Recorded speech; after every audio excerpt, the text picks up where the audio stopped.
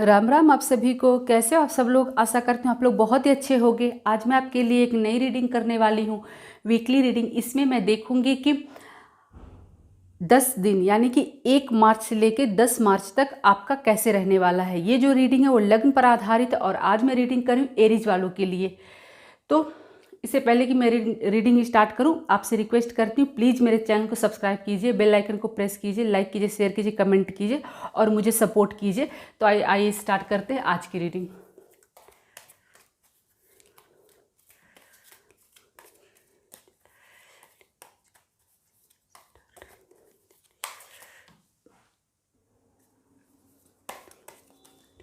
इसमें मैं देखूंगी कि आपका हेल्थ, लव लाइफ, फाइनेंस और स्टूडेंट के लिए कैसा रहेगा।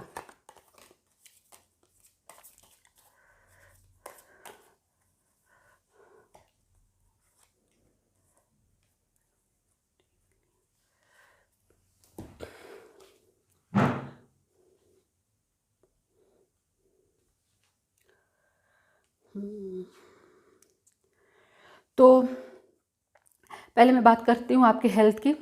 तो आपका हेल्थ अच्छा होता हुआ दिखाई दे रहा है एरीज वालों।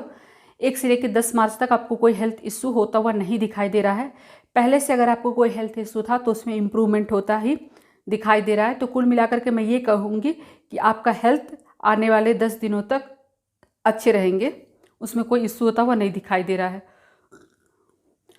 और अगर मैं बात करूँ आपके फाइनेंस की, तो आपका जो फाइनेंस है वो 10 दिनों में 1 से लेकर 10 दिन तक आपके अच्छे रहने वाले हैं।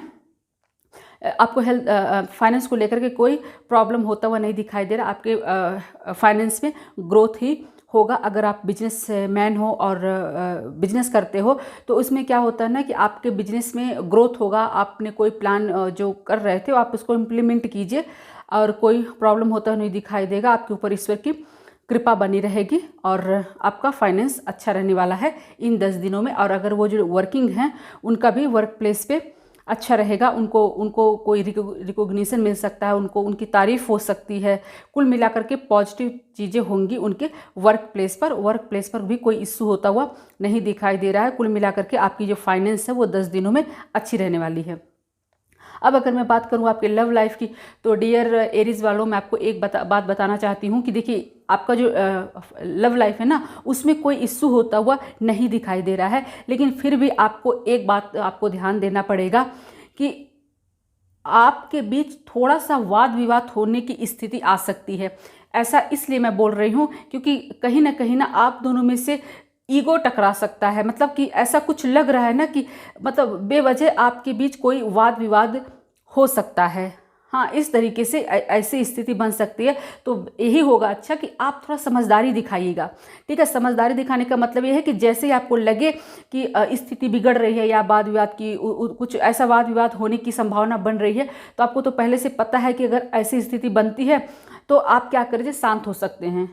ठीक है, जब एक पार्टी शांत हो जाएगी तो फिर वाद विवाद आगे बढ़ेगा ही नहीं। तो इस तरीके से आप इन नेगेटिव चीज़ों को अपनी लाइफ से निकाल सकते हैं। और अगर वाद विवाद में पड़ जाएंगे तो आगे चल करके आपको बहुत परेशानी का सामना करना पड़ेगा। ये उन दोनों के लिए, चाहे वो मैरिड कपल हों, ठीक है, चाहे वो सिंगल हैं जो रिलेशनशिप में हैं, वो उनके लिए। ठीक है, और तो कुल मिलाकर के मैं यही कहूँगी कि आपकी जो लव लाइफ है वो ठीक है। आपको विवादों से बचना होगा, आपको किसी तरीके से वाद विवाद की स्थिति में नहीं पड़ना है, बेवजह नहीं उलझना है।